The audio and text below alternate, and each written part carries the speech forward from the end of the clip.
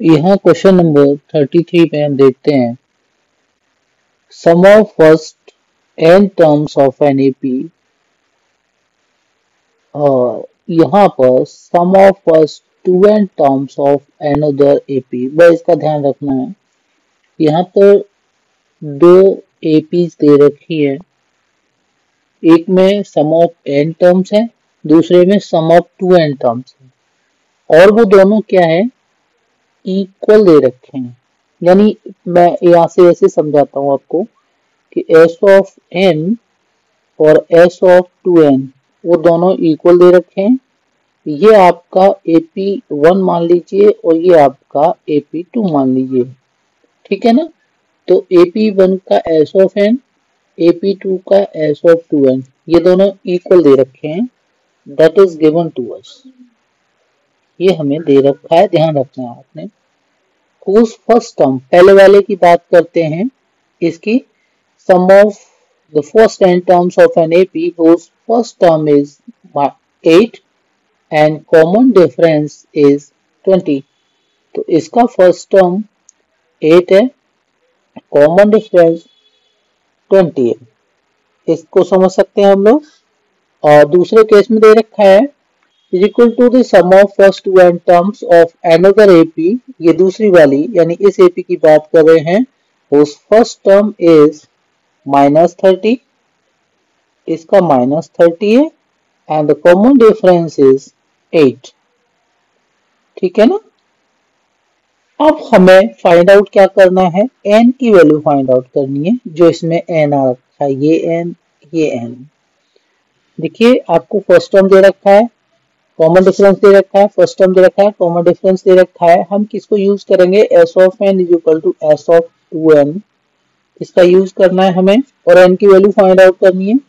तो S of N, S of 2n, इनमें formula कौन सा अप्लाई करेंगे, ए और डी दे रखा होता है। n की वैल्यू एक में n है, दूसरे में 2n है, तो हम लोग यूज करेंगे formula S of N is equal to n/2 twice of A plus n-1 into D. तो यहां पर आपका क्या हो जाएगा, फर्स्ट केस में एस ऑफ एन के केस में n/2 twice of A is 8 here and plus n की वैल्यू n रहेगी, n-1 रखेंगे, common difference is 20 in first case. ये किसके इक्वल है, ये एस ऑफ 2n के इक्वल। तो एस ऑफ 2n में 2n होगा n की वैल्यू बाई 2 और ब्रैकेट के अंदर ट्वाइस ऑफ ए की वैल्यू कितनी है, -30। थोड़ा ध्यान रखेंगे क्या कर रहा हूं मैं, प्लस n-1 है तो यहाँ पर 2n-1 रखेंगे, कॉमन डिफरेंस 8 आ जाएगा। अब देखिए मेरे लेफ्ट राइट दोनों में n 2 कैंसल आउट हुए, तो मेरा ब्रैकेट के अंदर क्या रहेगा, 2 8 जा 16 प्लस इसको 20n-20 हो जाएगा। समझ में आ रहा होगा क्या कर रहा हूं मैं, राइट। दिस इज 2 और ये ब्रैकेट के अंदर -60, ये ब्रैकेट के अंदर 8 2 जा 16n और 8 1 जा 8, राइट। मैं ब्रैकेट ओपन करूंगा तो ये 16 प्लस 20n-20, राइट।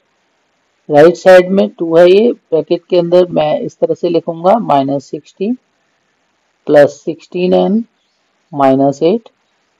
अब लेफ्ट साइड में 20n-4 हो जाएगा और राइट साइड में आपका यहाँ पर 16n ब्रैकेट के अंदर जो है -68 हो जाएगा। देखिए मैं लेफ्ट साइड में 4 कॉमन ले लूंगा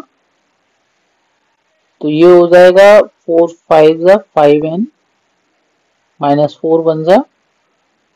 अब ये 4 है तो ऑब्वियस है एक 2 कॉमन ले लेता हूं मैं ब्रैकेट के अंदर से, तो 2 8 जा 16 हो जाएगा और ये 34 टाइम्स, राइट।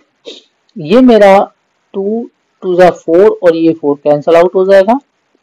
अब मेरा 5n-1 is equal to 8n -34। ये मेरा लेफ्ट साइड शिफ्ट करता हूं तो 5n -1 -8n -34 है तो +34 हो जाएगा इज इक्वल टू 0। तो ये +5n -8n माइनस का 3n और ये +33 हो जाएगा क्योंकि प्लस का 34 है और माइनस का 1 है is equal to 0। -3n is equal to -33 हो जाएगा शिफ्ट करेंगे तो n is equal to -33 upon -3। तो माइनस माइनस कैंसल, इससे ये 11 टाइम्स डिवाइड n की वैल्यू 11 आ जाएगी। ठीक है ना, इसमें यहाँ कंफ्यूज नहीं होना। जब आप रीड करोगे तो एक दो बार क्वेश्चन को रीड कर लिया करो, देखा करो क्या दे रखा है। हमें जो दे रखा है s of n is equal to s of 2n, sum of कोई एक अर्थमेटिक प्रोग्रेशन है और उसका जो n टर्म्स का सम है वो दूसरी कोई एक अर्थमेटिक प्रोग्रेशन है उसके 2n टर्म्स के सम के इक्वल हो जाती है, जहां पर पहली अर्थमेटिक प्रोग्रेशन का common difference of first term दे रखा है और दूसरी वाली जो अर्थमेटिक प्रोग्रेशन है उसका भी फर्स्ट टर्म और कॉमन डिफरेंस दे रखा है। तो s ऑफ n और s ऑफ 2n दोनों का इक्वल है, आपको समझ में आना चाहिए। s ऑफ n और s ऑफ 2n दोनों का इक्वल है तो आप formula some of n terms का अप्लाई कर दीजिए दोनों में और दोनों को इक्वलाइज कर दीजिए। वहां पर a और d दोनों साइड में आप पुट कर लीजिए common difference of first term, दोनों सम ऑफ n टर्म्स में लेफ्ट राइट में आपको n की वैल्यू सिंप्लीफाई करने पर मिल जाएगी। यहाँ पर मेरा n is equal to 11 answer हो जाएगा, राइट।